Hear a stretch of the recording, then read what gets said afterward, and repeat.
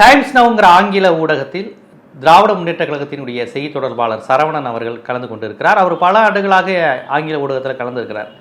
அதில் இந்திய எதிர்ப்பு தொடர்பான விவாதம், பராசக்தி திரைப்படம் 1965 இந்திய எதிர்ப்பு போராட்டத்தை பற்றிய அந்த நிஜ சம்பவத்தை அடிப்படையாக கொண்டு வெளிவந்திருக்கக்கூடிய படம்.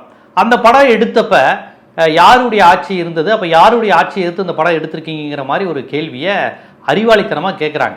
அவர்கிட்ட இந்திய எதிர்ப்பு யாரை எதிர்த்துன்னு, மத்திய அரசை எதிர்த்து. எந்த மத்திய அரசு அப்போ ஆட்சியில் இருந்தது? காங்கிரஸ் அப்படின்னு சரவணன் சொல்றாரு.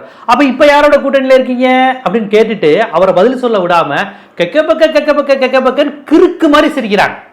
ஒரு ஊடகத்தில் இருப்பவர்கள், ஒரு ஊடகத்தில் பேசுபவர்களுக்கான தன்மையோ பண்போ அற உணர்வோ ஒரு தார்மீகமோ எதுவுமே இல்லாத ஒரு காட்டுமிராண்டி கூட்டம் மாதிரி சிரிக்கிறாங்க.